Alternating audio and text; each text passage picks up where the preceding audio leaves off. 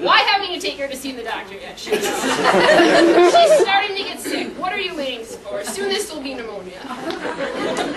I'd have to keep my innocent little I don't feel very good face on for my grandmother, but in my head I'd be smiling. If I wanted something and I couldn't get my parents to budge, I'd just go to my grandmother's house. After all, she just lived across the street. And I know she'd give me whatever I wanted. When McDonald's was giving away Beanie Babies, somehow I convinced my grandmother to drive to every McDonald's in the county so I could collect them all. Why she did that, I have no idea. It's just pretty crazy.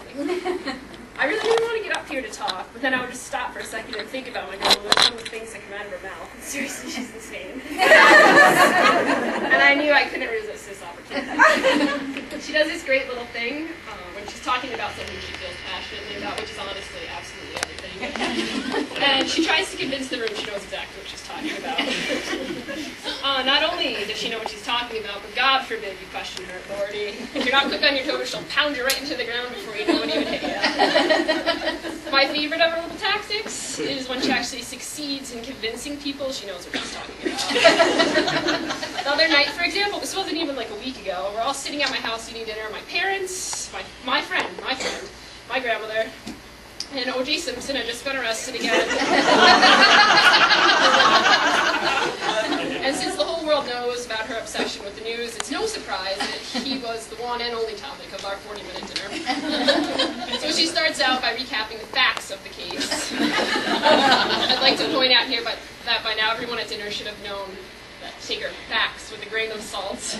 She then moved on to her feelings on the issue, which, not surprisingly, were pretty strong. He'd been in jail for all of about 2 hours, and already she'd formulated quite the opinion. She explained how he was a sociopath, and pondered what might have happened to him as a child, to this point, etc., etc. So finally, she stops for a breath, a near miracle in itself. And I take this 4 seconds to point out that I remember when he was found not guilty, I was walking down the hall in 4th grade. And someone told me. And I barely finished this thought before I'm cut off. No way, you were not in 4th grade. It wasn't that long ago. You had to have been in high school. And I was like, no, I definitely wasn't in high school. I was in 4th grade. And she's like, no, you weren't that. You were definitely older. I know that you were. And before I know it, like everyone at dinner, my parents, my friend, they're like, yeah, you were older. So she continues insisting, and so it's almost surreal how she does it, really. And I'm completely annoyed, and so in the middle of dinner, I go get my computer, and I was right. The whole group that had turned against me, I was in 4th grade when OJ watched Ray. This is just one example, so she does stuff like this all the time, and I really urge y'all to be vigilant. And my grandmother knows everyone. It's completely incredible. I used to hate going to the store with her because it was guaranteed she'd run into someone, and they would talk for forever, and they'd leave me to my own devices in like the cereal aisle, and I'd get into trouble. And it's really crazy. There was actually a time when you could put my aunt and my grandmother in the same room, and they wouldn't talk about work. It was wild. We pretty much just try to keep them separated now because that's all they talk about. I don't know what's going to happen now that she's done. Come on. I'd like to take this time to personally apologize to everyone who worked with my grandmother while I was going to school too. I'm completely aware that the weather forecast in that little city in Florida affected your daily performance. And the thing was, everything would be nice and fine in Florida. It would be warm, sunny. I would be at the beach and I would get this voicemail and it was like something awful and she would be completely horror-stricken and it would be dead serious. Nick, there is a hurricane forming in the Caribbean. It's going to hit Florida, it's going to hit Tampa, and it's coming in about 3 weeks. You better start looking for it. And don't get me wrong, I really do understand how dangerous hurricanes are, but they never know where it's going to hit until it's on the coast. And she just wanted me running up every time. So there was this one time, my sophomore year, when both my aunt and my grandmother had reached the peak of their insanity, and they were feeding off of each other's energy. And apparently there was a hurricane that was supposed to hit Florida at some point that week. And now I was at school, I had a job, I had friends, and you would think I would hear about this awful hurricane from people in Florida, but no, it was from my grandmother in New York. And so I tried to calm her down, but she was already looking for tickets. Sure, I was doomed.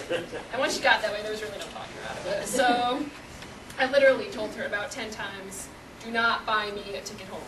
Do not buy me a ticket home. I had to say it nice and slow, and I said it nicely, and finally I got her off the phone. And about 2 hours later, the phone rang again.